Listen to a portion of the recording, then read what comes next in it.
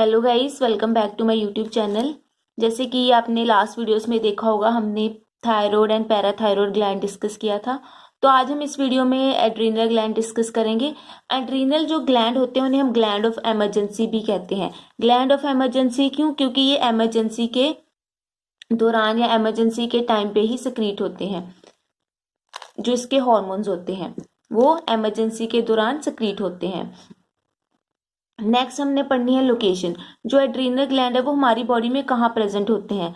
जो adrenal gland है वो टॉप ऑफ द किडनी, जो हमारी बॉडी में किडनीज हैं दो, उसकी जो टॉप पोर्शन है। जैसे ये किडनी है, एक किडनी ये है और दूसरी ये होगी किडनी, तो इसकी जो टॉप पोजीशन है वहां पे प्रेजेंट होंगे ये एड्रीनल ग्लैंड। अब इसके दो पार्ट होते हैं एड्रीनल ग्लैंड के, एड्रीनल कॉर्टेक्स एक्सटीरियर, जो बाहर वाला पोर्शन होगा उसे हम एड्रीनल कॉर्टेक्स कहेंगे।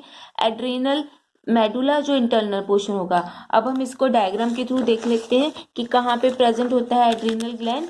जैसे इस फिगर में दिखाया गया, ये किडनी है, किडनी के ऊपर ये दो cushion like cotton like structure present होता है जिसे हम कहते हैं एड्रीनल ग्लैंड। एंड जब हम इसका टीएस काटते हैं, इस एड्रीनल ग्लैंड का जो बाहर वाला पोर्शन है उसे हम क्या कहते हैं? Cortex, adrenal cortex. जो अंदर वाला पोर्शन होगा उसे हम कहेंगे मेडुला। तो आज हम इस वीडियो में डिस्कस करेंगे एड्रीनल कॉर्टेक्स क्या होता है, उसका स्ट्रक्चर क्या है, वो कौन कौन से जोन्स में डिवाइडेड है, मीन्स इंटरनली क्या स्ट्रक्चर है, एंड वो डिफरेंट टाइप के कौन कौन से हार्मोन को सिक्रीट करता है जो हमारी बॉडी के लिए एसेंशियल है। सबसे पहले जो एड्रीनल कॉर्टेक्स है वो उसका ओरिजिन होता है मीजोडर्म। तो ये भी आपने याद रखना है कि कॉर्टेक्स का क्या होगा? मीजोडर्म होगा। एंड जो मेडुला है उसका होगा न्यूरोएक्टोडर्म। तो ये आपने मेन याद रखना है कि दोनों एड्रीनल जो ग्लैंड्स है उसके जो डिफरेंट पार्ट है उनका जो ओरिजिन है वो डिफरेंट है। कॉर्टेक्स का मीजोडर्म है। अब जो एड्रीनल कॉर्टेक्स है वो आगे फर्दर 3 जोन में डिवाइडेड है। जोना ग्लोमेरुसा जो अबाउट 15% होता है पूरे एड्रीनल कॉर्टेक्स का, आउटर जोन होता है ये। अब मैं आपको फिगर के थ्रू बताऊंगी कि कहाँ पे ये प्रेजेंट है। सबसे पहले आपने याद रखना है कि आउटर जोन है। और ये कौन सा हार्मोन को सिक्रीट करता है? Mineral corticoid. मिनरल कॉर्टिकॉइड कौन सा पोर्शन सिक्रीट कर रहा है? जोना ग्लोमेरुसा। नेक्स्ट इसका जोन है जोना फैसिकलाटा। जोना फैसिकलाटा में ये 50% सबसे ज्यादा पोर्शन होता है एड्रीनल कॉर्टेक्स का, मिडल वन है। एंड ये सिक्रीट करता है ग्लूकोकॉर्टिकॉइड। ये कौन से हार्मोन को सिक्रीट कर रहा है? ग्लूकोकॉर्टिकॉइड। नेक्स्ट जोन है जोना रेक्टिकुलेरिस। जोना रेक्टिकुलेरिस अबाउट 7% होता है, मीन सबसे कम पोर्शन होता है और ये इनर जोन है। और कौन सा हॉर्मोन्स को सिक्रीट कर रहा है? गुनैडोकॉर्टिकॉइड्स। तो ये आप देख सकते हो डिफरेंट टाइप के जो हमने जोन पढ़े हैं। तो अगर हम माइक्रोस्कोप के अंदर देखें एड्रीनल ग्लैंड को के कॉर्टेक्स को, तो ये डिफरेंट टाइप के इसके पोर्शन दिखाई देते हैं। जैसे बाहर इसका कैप्सूल हो गया, उसके बाद मैंने आपको बताया कॉर्टेक्स है। तो जो कॉर्टेक्स है उसको आगे भी फर्दर 3 जोन में डिवाइड किया गया है। जैसे जोना फैसिकलकटा, जो सबसे पहले जोना ग्लोमेरुसा है, जो ऊपर वाला पोर्शन है अबाउट 15%। सबसे ज्यादा प्रेजेंट होता है जोना फैसिकलटा, ये जोना फैसिकलटा है। नेक्स्ट है जोना रेक्टिकुलेरिस, ये वाला पोर्शन है, इसके नीचे प्रेजेंट होते हैं एड्रीनल मेडुला। तो ये इसका स्ट्रक्चर दिखाया गया है एड्रीनल ग्लैंड का। अब हम पढ़ेंगे different type of hormones that are secreted by adrenal cortex, कि कौन कौन से हार्मोन को सिक्रीट कर रहा है। अभी मैंने आपको बताया कि 3 जोन है, तीनों जोन अलग अलग हार्मोन को सिक्रीट कर रहे हैं। जैसे फर्स्ट है मिनरल कॉर्टिकॉइड, सेकंड है glucocorticoid and third one is gonadocorticoid. Next है मिनरल कॉर्टिकॉइड। मिनरल कॉर्टिकॉइड को कौन सिक्रीट कर रहा है? जोना ग्लोमेरुसा। तो आपने ये याद रखना है, जोना ग्लोमेरुसा जो जोन है उसको, उसमें मिनरल कॉर्टिकॉइड सिक्रीट होता है। अब कौन सा मिनरल कॉर्टिकॉइड जो मेन है? एल्डोस्टेरोन। एल्डोस्टेरोन का मेन फंक्शन क्या है? सोडियम के कंटेंट को या सोडियम की जो मात्रा होती है उसको रेगुलेट करना है in the blood from the kidney. अब इस लाइन का मतलब क्या हुआ?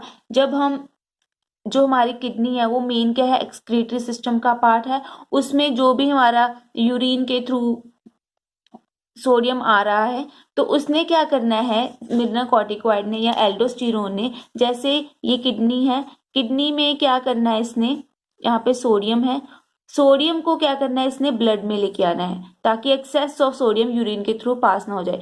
और जो हमारी बॉडी में पोटाशियम है उसको क्या करना है इसने किडनी में पहुंचा देना है। मीन्स एक्सचेंज पंप हो रहा है, सोडियम को बाहर निकाल रहा है किडनी से, ब्लड में लेकर आ रहा है, और पोटाशियम को फ्रॉम ब्लड टू किडनी लेकर आ रहा है, ताकि जो पोटाशियम है वो यूरिन के थ्रू पास आउट हो जाए एंड जो सोडियम है वो ब्लड में वापस आ जाए। मीन्स सोडियम की कंसेंट्रेशन को ये रेगुलेट करता है बॉडी में। तो इसका मेन ऑर्गन क्या हुआ, टारगेट ऑर्गन क्या हो, किस पे जाके इसने अटैक करना है, किडनी पे जाके अटैक करेगा, ताकि सोडियम की कंसेंट्रेशन को ये बनाए रखे। नेक्स्ट है गोनाडोकॉर्टिकॉइड। गोनाडोकॉर्टिकॉइड को कौन सिक्रीट कर रहा है, जोना रेक्टिकुलेरिस। इसका मेन फंक्शन है मेल सेक्स ऑर्गन जिसे हम कहते हैं androgen, and female sex organ जिसे हम कहते हैं एस्ट्रोजन। इन दोनों को सिक्रीट करना ताकि जो मेल में मेल के कैरेक्टर्स आ सके एंड फीमेल में फीमेल के कैरेक्टर्स आ सके। तो इसका मेन फंक्शन क्या हुआ, हॉर्मोन्स को male and female sex hormone को सिक्रीट करना। तो टारगेट ऑर्गन कौन सा हुआ, टेस्टिस एंड ओवरी, क्योंकि यहीं पे आके हमारे क्या होते हैं, सेक्स हार्मोन्स बनते हैं। नेक्स्ट जो मेन है ग्लूकोकॉर्टिकॉइड। अब ग्लूकोकॉर्टिकॉइड आगे फर्दर 3 हार्मोन को सिक्रीट कर रहा है, कोर्टिसोल, कोस्टिरोन एंड कोर्टिसोन। ये आपने याद रखना है, एक कोर्टिसोल है, एक कोर्टिसोन है, एक कोस्टिरोन है। मेन फंक्शन तो कोर्टिसोल का है क्योंकि 95% जो हार्मोन है वो कोर्टिसोल ही सिक्रीट होता है। अब इसके डिफरेंट बहुत सारे फंक्शंस हैं कोर्टिसोल के ही। अब इसका मेन फंक्शन क्या है, increase the glucose concentration in the blood. अब इसने क्या करना है, जो हमारा लीवर है उसमें जितने भी कार्बोहाइड्रेट्स है उसको सिंथेसिस करना है। कार्बोहाइड्रेट्स मीन्स ग्लूकोज की सिंथेसिस करना है, कहाँ से करना है, from the non carbohydrate sources like amino acid को इसने किस में कन्वर्ट कर देना है, ग्लूकोज में। अगर अमाइनो एसिड ग्लूकोज में कन्वर्ट हो जाए तो ग्लूकोज की कंसेंट्रेशन इंक्रीज हो जाएगी। नेक्स्ट है increase the amino acid in the blood. अब अमाइनो एसिड की कंसेंट्रेशन भी इसने इंक्रीज करनी है। कैसे इंक्रीज करेगा, अगर प्रोटीन की डिग्रेडेशन होगी, मीन्स प्रोटीन की अगर प्रोटीन को ये तोड़ेगा तो वो आगे फर्दर किस में टूट जाता है, अमाइनो एसिड में। अगर अमाइनो एसिड की कंसेंट्रेशन इंक्रीज हो जाती है तो उसने ग्लूकोज की कंसेंट्रेशन को भी इंक्रीज कर देना है। ऐसे ये दोनों की कंसेंट्रेशन को ब्लड में इंक्रीज करता रहता है। अब इसका आगे मेन फंक्शन है एंटी इन्फ्लामेटरी। एंटी इन्फ्लामेटरी का मतलब ये है कि जितने भी हमारे WBC हैं, वाइट ब्लड सेल्स हैं, उनका मेन फंक्शन होता है फैगोसिटिक इन नेचर, कि जितने भी हमारे डेब्रिस है या फॉरेन मटेरियल आ रहा है उसको अटैक करना, उसको खत्म करना। तो ये जो कोर्टिसोल है ये इसी एक्टिविटी को ही कम कर देता है, मीन्स WBC की एक्टिविटी को कम करता है कि WBC ने कोई भी फैगोसिटिक एक्टिविटी नहीं करनी है, कि अगेंस्ट काम कर रहा है, कि एंटी इन्फ्लामेटरी रिएक्शन करनी है, कि तूने ये काम नहीं करना है, जिसकी वजह से ये सप्रेस कर देता है हमारे इन्फ्लामेटरी रिएक्शंस को। मीन्स उसको कम करना है इसने, कि WBC की सिक्रीशन भी कम हो, वो ताकि वो फैगोसिटिक रिएक्शन भी ना कर पाए। नेक्स्ट है इम्यूनोसप्रेसिव। इम्यूनोसप्रेसिव का मतलब है कि हमारी बॉडी में एक इम्यून सिस्टम होता है जो हमारी बॉडी को लड़ने में हेल्प करता है। अब ये इम्यून सिस्टम को ही क्या कर देगा, सप्रेस करने लगेगा। कैसे, क्योंकि इसने क्या करना है, इम्यून सिस्टम कैसे काम करता है, क्योंकि हमारी बॉडी में कोई भी फॉरेन मटेरियल आ जाए तो एंटीबॉडीज प्रोड्यूस होती हैं। अगर एंटीबॉडी ही प्रोड्यूस नहीं होगी तो इम्यून सिस्टम अपने आप ही क्या हो जाएगा, सप्रेस हो जाएगा, काम करना बंद कर देगा। तो ये इम्यून सिस्टम को क्या करता है, सप्रेस करता है कि आपने कोई भी एंटीबॉडी को प्रोड्यूस नहीं करना है। नेक्स्ट फंक्शन भी यही है कि रिटार्ड द एंटीबॉडी प्रोडक्शन।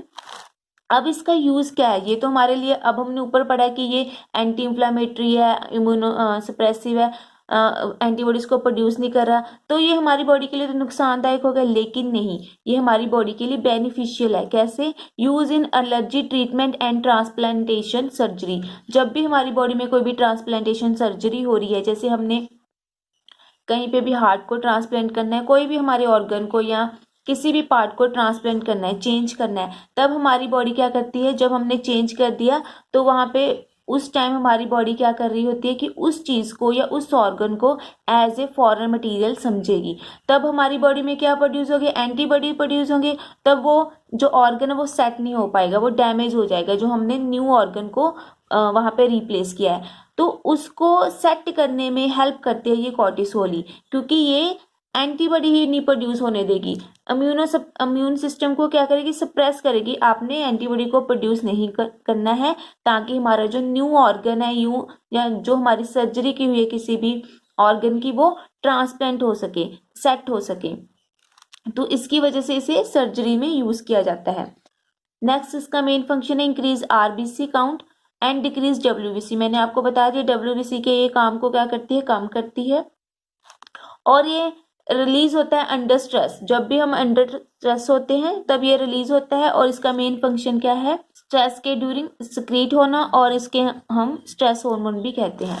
अब इसका मेन जो ऑर्गन है वो क्या है, कहाँ पे टारगेट करेगा, ये लिवर पे टारगेट करता है।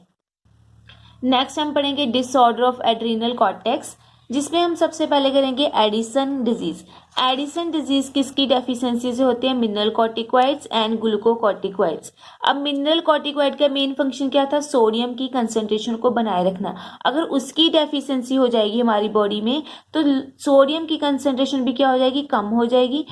शुगर की कंसंट्रेशन भी कम हो जाएगी, क्योंकि ग्लूकोकॉर्टिकॉइड का मेन फंक्शन क्या था, ग्लूकोज की कंसंट्रेशन को इंक्रीज रखना या बनाए रखना। अब इसकी कमी हो जाएगी ग्लूकोकॉर्टिकॉइड, तो ब्लड शुगर की भी कमी हो सकती है, जिसकी वजह से हमारी बॉडी में प्लाज्मा पोटेशियम प्लाज्मा ज्यादा हो जाएगा, सोडियम कम तो पोटेशियम ज्यादा हो जाएगा।